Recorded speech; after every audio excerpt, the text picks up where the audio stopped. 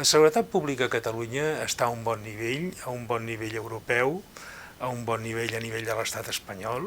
El gran problema que tenim ara és que encara no se sap per què, en uns moments de crisi, en uns moments que tantes necessitats tenim 7 o 8.000 policies de l'estat que no se sap ben bé què fan a Catalunya, perquè evidentment per cobrir les competències supracomunitàries que encara els hi queden per la Constitució i per els, diguéssim, 2.000 efectius faríem. El que ells pretenen, i sobretot en aquesta etapa, és la visualització que l'Estat està aquí, que l'Estat hi és, mantenir uns serveis d'informació potentíssims, diguéssim, al servei de l'Estat, que estiguin constantment, diguéssim, vigilant, veient els riscos que pot córrer l'Estat amb la societat catalana.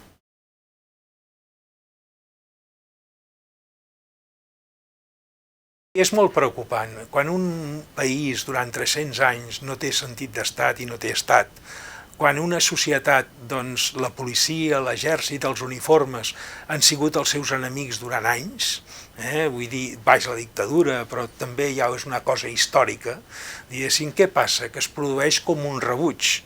Hi ha tota una sèrie de sectors socials del país que encara veuen la policia com un element en contra d'ells. El gran repte de la nostra societat en aquests moments és que arribi a ser com a Suècia, com a Noruega, com a Dinamarca, que els ciutadans, quan tenen un veí que és policia, es senten enormement contents, es senten orgullosos, es senten satisfets, perquè un ciutadà que els defensa amb ells, viu amb ells i conviu amb ells. Aquesta és la nostra gran prova. I després cal dir una cosa, que és que dir que també s'han comès errors. La nostra policia, en alguns aspectes, ha comès errors i no és perfecta. Necessitem que la societat entengui que la nostra policia s'equivoca i s'equivocarà, però l'hem d'acompanyar, l'hem de convoiar i l'hem d'ajudar.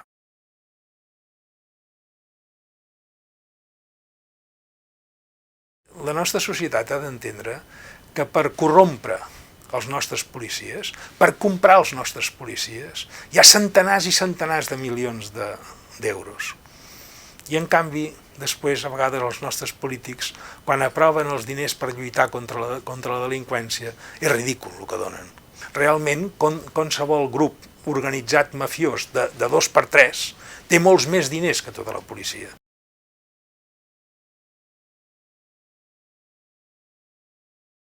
Jo crec que tenim ja el model fet. El model ja està fet, la policia de Catalunya, torno a insistir, aquella que depèn de les institucions nacionals de Catalunya, o sigui, els nostres ajuntaments i la nostra Generalitat. L'únic que, evidentment, el primer pas a donar seria la creació d'unitats de control de fronteres, perquè fronteres, que quan parlem de fronteres hem d'anar molt en compte, perquè les fronteres del segle XXI són una altra cosa, vull dir, simplement el control. I després hem de controlar els aeroports, els ports, tota la qüestió de mercaderies, tota la qüestió del transport internacional i després, naturalment, la qüestió de documentació, passaport, carnet d'identitat i després, sobretot, que la nostra policia s'ha d'integrar amb una policia europea com més aviat possible. O sigui, la delinqüència no té fronteres. La delinqüència s'ha de lluitar globalment. I jo crec que la nostra policia, l'Escola de Policia de Catalunya, l'Institut, ha de ser una escola plurilingüe, en les quals totes les nostres policies, com a mínim, han de tenir l'anglès com a llengua base, naturalment amb el castellà i amb el català, etc. Però això és vital en aquests moments. És vital també que la nostra policia faci un pas de gegant que ha de fer, que és adaptar-se a les circumstàncies del nostre país. Què vol dir? Doncs al nostre país hi ha centenars de milers en aquests moments ja de gent de procedència àrab. Això vol dir que la nostra policia hi ha d'haver també ciutadans catalans d'aquesta procedència, xinesos, ja n'hi ha uns quants d'àrabs també, pakistanís, etc., sinó que la policia ha de respondre a la societat que serveix.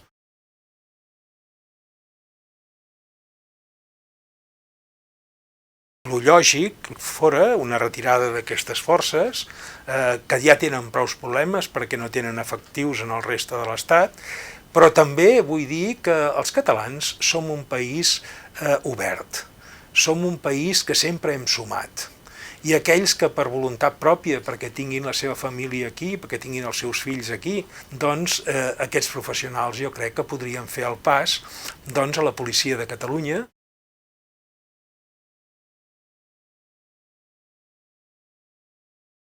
Hem de ser conscients de que el que hi ha hagut i hi ha és que la nostra policia també s'hi han hagut molts talps, i que amb això la nostra policia ha d'anar en compte. Ha d'anar en compte amb els talps i ha d'anar en compte amb els cucs.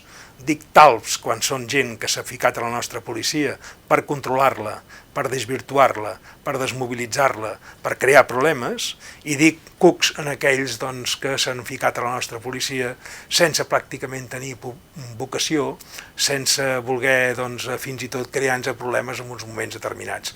La nostra policia ha de gaudir, que ja té en aquests moments, una policia d'afers interns potent i important, i els nostres consellers no han de tenir cap por a aplicar fins a les últimes conseqüències i netejar la nostra policia fins a les últimes conseqüències.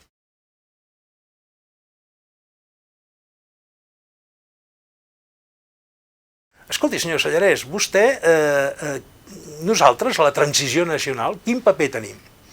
Jo me'ls quedo mirant i els hi dic, mirin, és molt important, però molt important, que vostès compleixin el seu deure.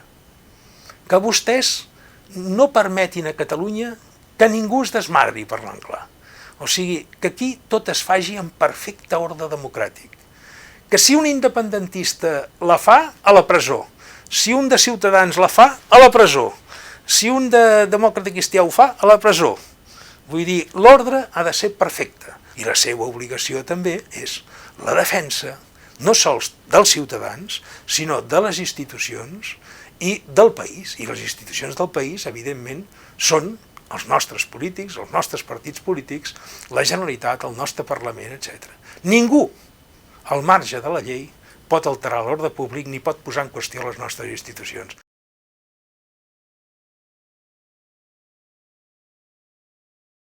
Catalunya en aquests moments no pot disposar d'un servei d'intel·ligència propi perquè no és un estat, perquè no té les estructures ni les competències.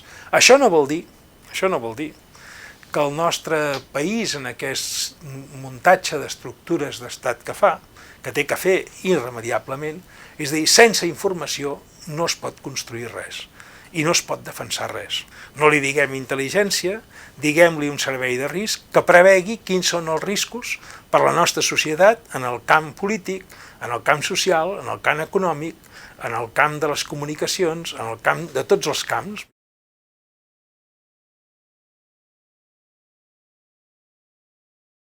A Costa Rica no és cert el que es diu que no té exèrcit, té unitats especials d'intervenció, fins i tot amb míssils antiaeris i amb míssils contra carro, i a més té una altra cosa, que això és que té milers de marines dels Estats Units que s'entrenen a les seves selves i que, perquè era més difícil anar a Filipines a entrenar-se, i a més hi ha un pacte en el qual el president Obama garanteix que qualsevol atac contra Costa Rica és un atac directe contra els Estats Units. Si Catalunya entra en el context de les nacions, doncs Catalunya tindrà avantatges, però també tindrà obligacions. Potser haurem d'adaptar els nostres sistemes de defensa i potser fins i tot participar en alguna que altra especialitat de la defensa. Recordem que hi ha a Europa, en aquests moments, el que està passant en el marc de la defensa europea o en el marc de la defensa de l'OTAN, és que hi ha països que s'especialitzen en determinades lluites, la lluita cibernètica,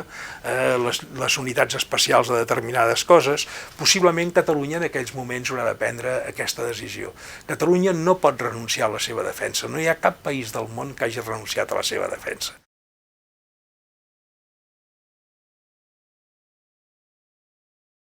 Jo tinc una gran confiança amb les forces de seguretat de l'Estat que a Catalunya doncs crec que no s'atrevirien a fer un pas d'aquests. I de l'exèrcit espanyol, a pesar de certes declaracions i certes coses, són incapaços de participar en un operatiu, una ràcia contra Catalunya. Com podrien presentar-se davant dels soldats nord-americans, anglesos, francesos, alemanys, doncs presentant que són els grans herois d'entrar a fer massacrades al poble de Catalunya? Això avui ja no, a Europa no es pot permetre, això.